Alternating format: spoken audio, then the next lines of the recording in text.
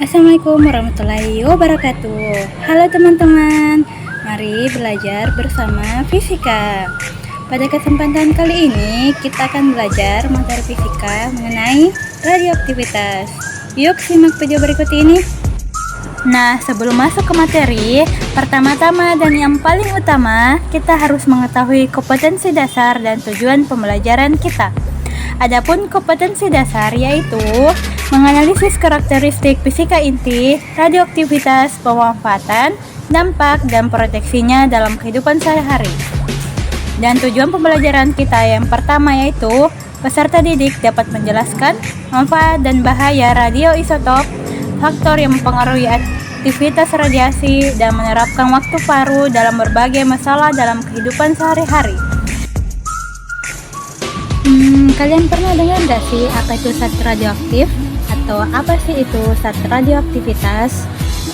Daripada nunggu lama, mending kita simak penjelasan berikut ini. Radioaktif pertama kali ditemukan oleh Henri Becquerel. Ia adalah fisikawan asal Prancis. Radioaktivitas merupakan proses peluruhan inti atom yang tak stabil menjadi inti atom yang lebih stabil. Jadi, apabila ada inti atom yang tak stabil, untuk mencapai kestabilannya, maka ia akan mengalami peluruhan. Nah, peluruhan ini terjadi karena inti atom ini memancarkan sinar radioaktif.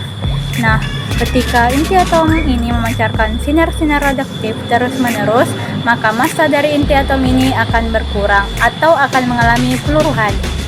Kemudian, radioaktivitas juga dapat diartikan sebagai peristiwa pemancaran sinar-sinar radioaktif. Nah, sinar-sinar radioaktif ini terdiri dari peluruhan alfa, beta, dan gamma. Nah, berikut ini adalah beberapa contoh peluruhan radioaktif, yaitu pertama, peluruhan alfa. Peluruhan alfa memancarkan sinar alfa, di mana peluruhan ini merupakan inti helium. Berikut ini adalah persamaan reaksi zat radioaktif yang memancarkan sinar alfa atau inti helium. Jadi, zat radioaktif yang memancarkan sinar alfa atau inti helium akan mengalami nomor massanya akan berkurang 4 dan nomor atomnya akan berkurang 2, sehingga akan membentuk inti atom yang baru. Yang kedua yaitu peluruhan beta, di mana peluruhan beta memancarkan sinar beta. Persamaan reaksi zat radioaktif yang memancarkan sinar beta itu akan mengalami nomor massanya tetap, tetapi nomor atomnya bertambah 1. Nah, yang ketiga yaitu peluruhan gamma, di mana peluruhan gamma memancarkan sinar gamma, di mana untuk persamaan reaksinya ketika ada zat radioaktif memancarkan sinar gamma, maka akan mengalami nomor massa dan nomor atomnya tepat. Tidak seperti sinar alfa dan beta, ada yang berubah, tapi kalau ini beda. Sebelum dan setelah memancarkan sinar gamma, nilai nomor massa dan nomor atomnya tetap. Kenapa ya? Karena sinar gamma dan ini tidak bermuatan, jadi nilai nomor massa dan atomnya tetap seperti itu. Nah, adapun penjelasan lebih mendetailnya yaitu yang pertama, sinar alfa, di mana sinar alfa ini memiliki sifat-sifat sebagai berikut. Yang pertama, daya tembus paling lemah. Yang kedua, daya ionisasi paling kuat. Belum itu, ada yang tahu nggak sih apa itu daya ionisasi? Pasti kalian sudah mendengar istilah ini pada pelajaran kimia kan? Ada masih ingat nggak nih teman-teman? Jadi, daya ionisasi adalah kemampuan sinar radioaktif untuk menarik elektron dari atom-atom yang dilewatinya. Nah, selanjutnya yang ketiga, dapat dibelokkan dalam medan magnet dengan penyimpanan besar. Yang keempat, mempunyai energi 3-5 mega elektron volt. Yang kelima, kelajuan sinar di udara plus min 0,054 coulomb sampai 0,07 coulomb. Yang kedua, sinar beta, di mana memiliki sifat-sifat. Yang pertama, daya tembus cukup besar. Yang kedua, daya ionisasi tidak begitu kuat.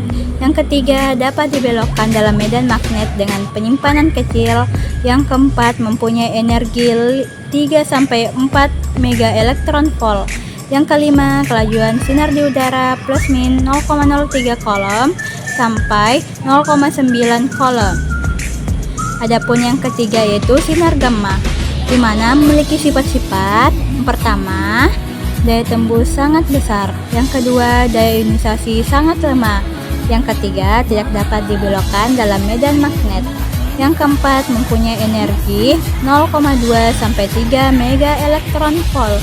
Nah, kita dapat melihat pada gambar, di mana pada gambar pertama, kemampuan daya tembus sinar alfa, beta, dan gamma, di mana pada sinar alfa hanya dapat menembus kertas saja, dan yang kedua, kemampuan daya tembus sinar beta hanya dapat melewati sampai aluminium, dan yang ketiga atau sinar gamma, di mana kemampuan daya tembusnya yang paling kuat dapat melewati sampai ke timbal, di mana pada gambar kedua sinar alfa, beta, dan gamma dalam medan magnet. Selanjutnya adalah peluruhan radioaktif. Peluruhan radioaktif adalah pecahnya inti radioaktif secara spontan yang memancarkan sinar radioaktif, di mana kecepatan peluruhan radioaktif ini dipengaruhi oleh jumlah atom dan jumlah unsur pemancar. Dengan persamaan N sama dengan N0 dikali E pangkat minus lambda dikali T, di mana N sama dengan jumlah inti radioaktif yang tertinggal, N0 adalah jumlah inti radioaktif mula-mula, lambda adalah tetapan peluruhan, E itu bilangan natural dengan nilai 2,71828, dengan T adalah waktu peluruhan. Selanjutnya, dalam peluruhan radioaktif ini terdapat istilah waktu paruh atau half-life. Waktu paruh adalah selang waktu yang dibutuhkan oleh zat radioaktif yang meluruh hingga jumlah atom radioaktifnya tinggal setengah dari jumlah inti atom radioaktif semula. Nah, waktu paruh ini dirumuskan dengan persamaan T/2 sama dengan 0,693 per lambda atau lambda 2 dibagi lambda. Nah, dari persamaan ini kemudian disubstitusi ke dalam persamaan sebelumnya, sehingga diperoleh persamaan baru di mana N sama dengan N0 dikali 1/2 berpangkat T per T/2, di mana seperti yang kita ketahui tadi, T/2 itu adalah waktu paruh. Nah, di peluruhan radioaktif ini juga dikenal dengan adanya aktivitas radioaktif atau kecepatan disintegrasi. Aktivitas radioaktif ini adalah besaran yang menyatakan jumlah peluruhan yang terjadi setiap sekon. Dengan persamaan A sama dengan dN per dt, atau perubahan jumlah inti radioaktif yang meluruh terhadap waktu, sama dengan lambda dikali N, dan aktivitas radioaktif ini juga sama dengan A0 dikali E berpangkat minus lambda dikali T, di mana A adalah aktivitas setelah selang waktu T dengan satuan Becquerel, A0 adalah aktivitas awal, T adalah waktu peluruhan, lambda adalah konstanta peluruhan, di mana 1 Becquerel sama dengan 1 peluruhan per detik, dan 1 Curie sama dengan 3,7 dikali 10 pangkat 10 peluruhan per detik. Aktivitas radioaktif atau isotop radioaktif tidak bersifat tetap dan akan makin melemah selama proses mencapai kestabilan. Nah, adik-adik bisa lihat melemahnya aktivitas dilukiskan dengan grafik pada gambar di bawah ini.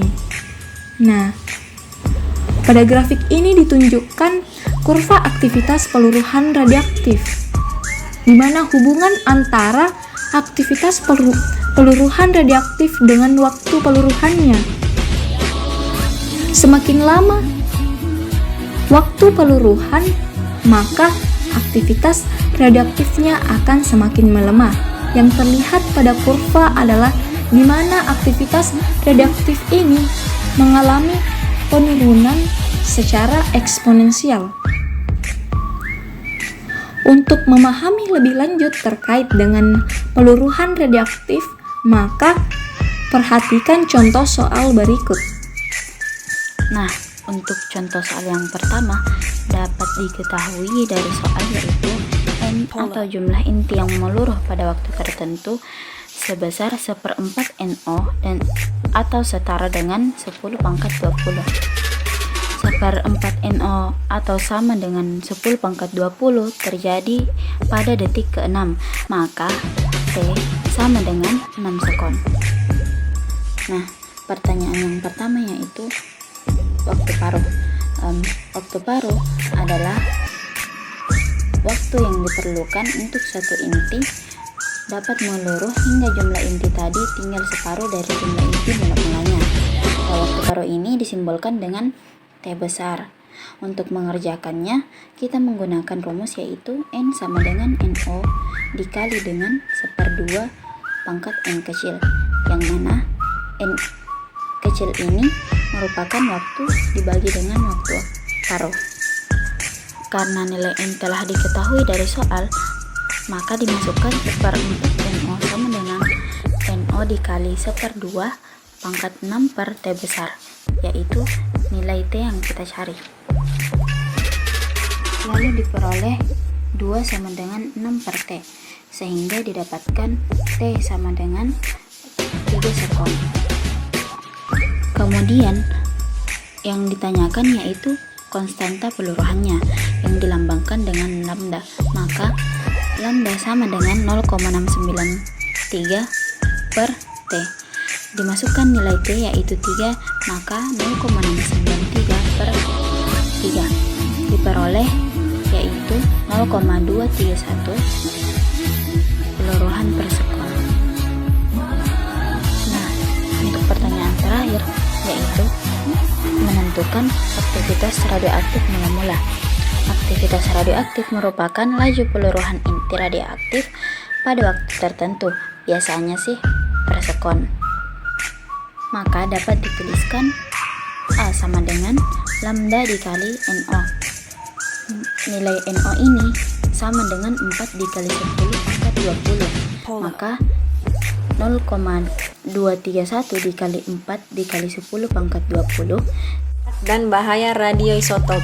Zat-zat radioaktif yang terdapat di alam antara lain uranium, polonium, dan radium. Beberapa unsur lain yang memiliki isotop dapat bersifat radioaktif. Unsur-unsur tersebut disebut radioisotop.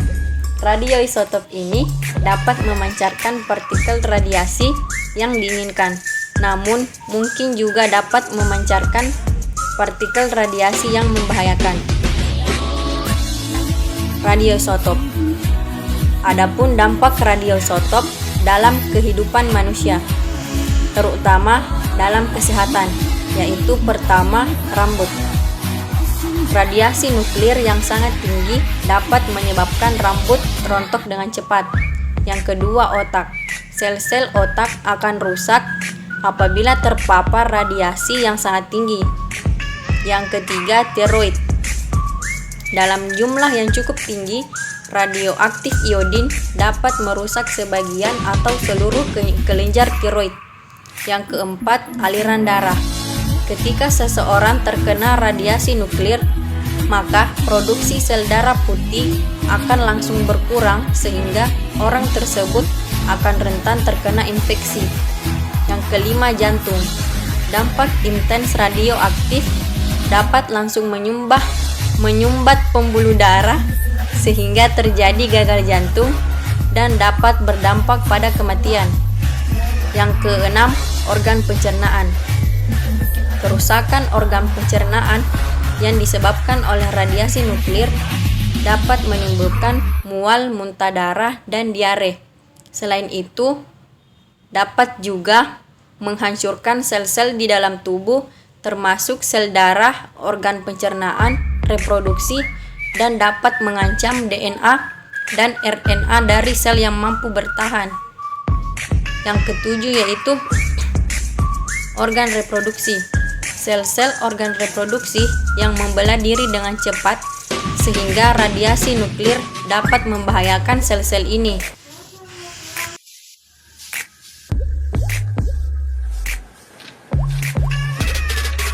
Nah, selanjutnya akan saya paparkan yaitu manfaat radioisotop. Yodium 131 memiliki manfaat untuk mendeteksi ketidaknormalan pada tiroid dan mengetahui kecepatan aliran sungai. Yodium 123 berfungsi untuk mendeteksi gangguan ginjal dengan cara injeksi. Karbon 14 berfungsi untuk mendeteksi ketidaknormalan diabetes dan anemia dan mengukur umur fosil dari pancaran sinar beta. Krom 51 bermanfaat untuk scanning limpa. Selenium 75 memiliki manfaat untuk scanning pankreas. Technetium 99 untuk scanning tulang dan paru-paru, kerusakan jantung, dan menyelidiki kebocoran saluran bawah laut. Titanium 201 mendeteksi kerusakan jantung, digunakan bersamaan TC99. Gallium 67 untuk scanning getah bening. Xe133 untuk mendeteksi kesehatan paru-paru. Fe59 mempelajari pembentukan sel darah merah.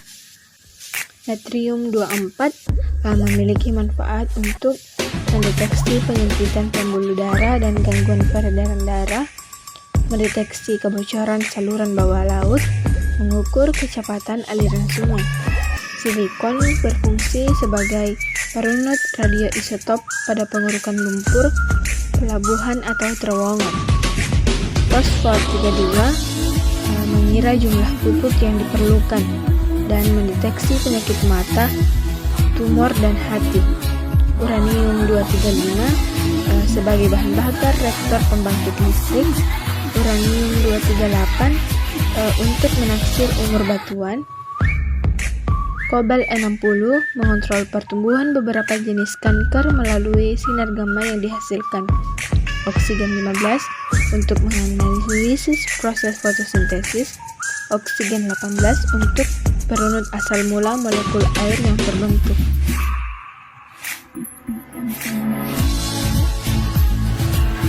Nah, itulah tadi materi pembelajaran terkait radioaktivitas. Terima kasih sudah menonton. Sampai jumpa.